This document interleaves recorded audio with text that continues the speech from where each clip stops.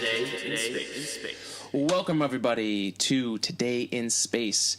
On this podcast, we have some friends on, and we're going to talk about Star Wars, specifically The Last Jedi. So if you haven't watched it yet, I figured it was long enough, but if not, pause it right now. We are definitely going to spoil it for you. Today, my name is Alex Giarfanos. It's always Alex Giarfanos, but today it is too. I have with me some good friends. John, you guys might remember. Hello, everyone. I've been on, I think this is probably, number 4 or 5? Something like that. Yeah, and you're always on for any kind of, sci-fi stuff, so I really appreciate you coming back on. Movies as well, music. Music. Speaking of music, we also have my friend Erin.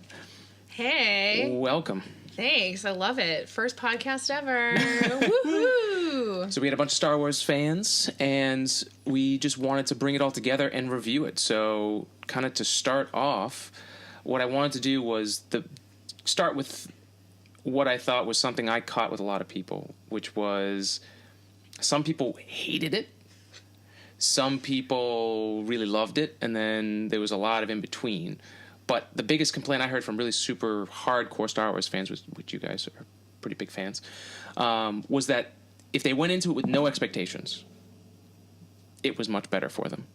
How did that? Because I didn't go with any expectations. I felt like, okay, this is a good movie. There were some things I didn't like, but I wasn't butthurt about it. So, what did you guys think? So I went at it also trying to do a blank slate. I didn't seek out watching any trailers. I think I might have seen the trailer a couple times at movies when I was attending other movies or whatever. And I read nothing because I wanted to just go at it, because that's kind of what I did with Force Awakens, and I loved Force Awakens. I absolutely loved it. Spoiler alert for my own opinions.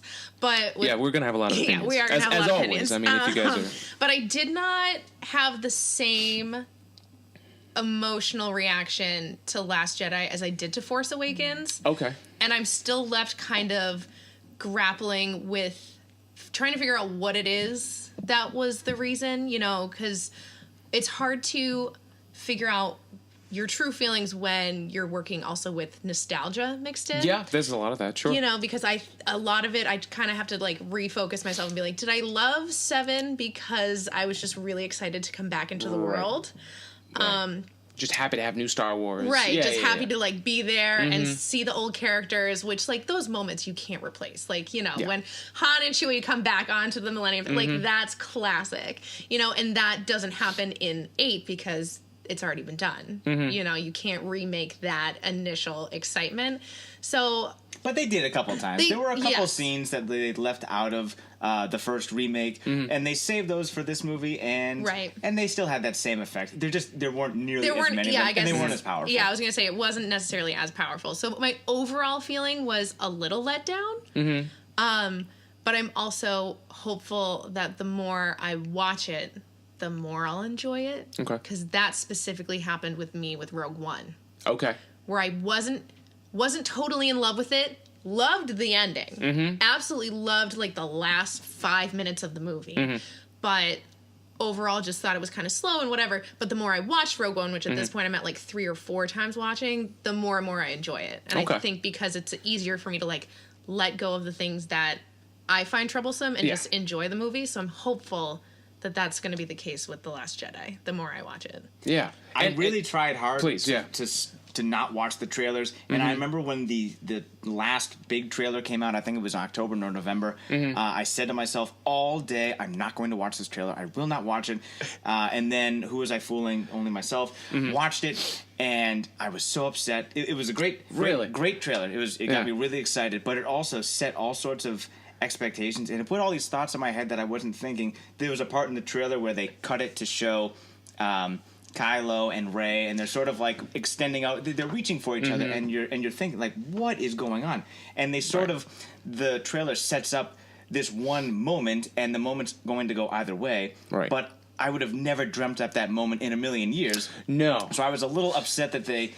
And you know what? That's Disney's marketing, so power to them. Yeah, they did a good job making you think you put your own spin on what it was going to be, and you were going into it being oh man, I can't, are they going to do this? Are they going to do that? There was a lot of unknown to that, And so let's talk about that. That's because that's a good one that I think a lot of a plot point that a lot of people had kind of weird feelings about.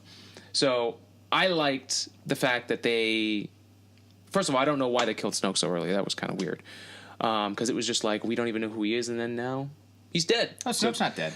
Snoke's not dead? I don't know. We don't know. Who knows? We were just talking about a fan theory that's going out there about Snoke not necessarily being dead. Is anybody really dead Is ever? anyone really dead? Yeah, who's actually died in this universe to never come back? That's The true. Emperor? Because Right. at this point, And he's pretty powerful, Jar Jar I Binks? guess, right? I'm guessing Jar Jar Binks is dead at Qui-Gon, this did point. he ever come back officially? Actually, they'll definitely write him into something. I would hope so, because cough cough Liam Neeson, like everyone. I have a particular pretty set of sure- skills. Wait, wrong Liam Neeson. No, but I'm pretty sure at the end of Revenge of the Sith, Oh, that's right. Yeah, Yes. they did say that he had figured out how to transcend to the communicate, Force. but And then then that's it. We Yeah, never. All right, Right. all right. He'll be Right. in the Obi-Wan movie. Don't worry.